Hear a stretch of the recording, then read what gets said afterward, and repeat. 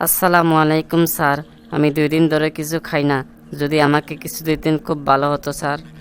দিল তো মুডটা নষ্ট করে। কই থেকে যে এগুলো আসে? এখান থেকে যা, আমার কাছে এখন খুচরো টাকা নাই। স্যার একটু দেখেন, হয়তো থাকতেও পারে আপনার পকেটে। আমার খুবই ক্ষুধা লাগছে স্যার, 2 দিন ধরে কিছু খাই না। এখান থেকে তুই যাবি নাকি আমি উঠবো? আমি উঠলে কিন্তু অনেক খারাপ হবে বলে দিলাম। না স্যার, আপনার আশা লাগবে না, আমি যাইতেছি।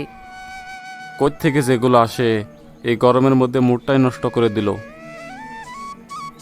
হে আল্লাহ, একে গরম, তার মধ্যে 2 দিন ধরে কিছু খাই না।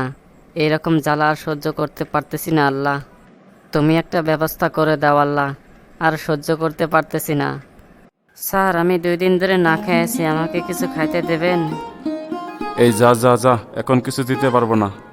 10টা টাকা থাকলে দেন না, 2 দিন ধরে না খেয়ে আছি, খুব ক্ষুধা লাগছে, যদি একটু দয়া করতেন। এই একবার বললে কথা কানে যায় না, আবার বলতেছিস? বললাম তো দিতে পারবো না। এখান থেকে যাবি নাকি? আল্লাহ, প্রচুর গরম পড়তেছে। আল্লাহ, তুমি এই গরম থেকে মানুষদেরকে হেফাজত করো।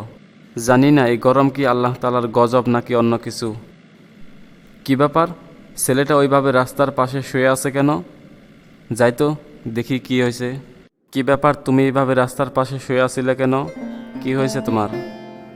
আসলে আমি 2 দিন ধরে কোনো কিছু খাই না, ওই জন্য খুব খারাপ লাগছিল, তাই ওখানে শুয়ে আছিলাম। কি বলছো? তুমি 2 দিন ধরে কিছু খাও না? হ্যাঁ, আমি 2 দিন ধরে কিছু খাই না। অনেকের কাছে খাবার চাইছিলাম, কেউ খাবার দেয় না, খাবার না দিয়ে আমাকে তাড়িয়ে দিয়েছে। কেন, তোমার মা বাবা নাই? তোমার মা বাবা কি হয়েছে? ছোটবেলায় আমার মা বাবা মারা গেছে। ওনারা মারা যাওয়ার পর আমার চাচা আমাকে তাদের বাড়িতে রাখতো। কয়েক মাস আগে আমার চাচাও মারা গেছে। আমার চাচা মারা যাওয়ার পরে তাদের বাড়ির লোকে আমাকে বাড়ি থেকে বের করে দিয়েছে। সেখান থেকে আমি রাস্তায় ঘুরে বেড়াই। আহা গো, তোমার কথা শুনে আমার খুব খারাপ লাগতেছে। চলো তুমি আমার সাথে, তুমি যা খাইতে চাবে আমি তাই তোমাকে কিনে দেব। চলো।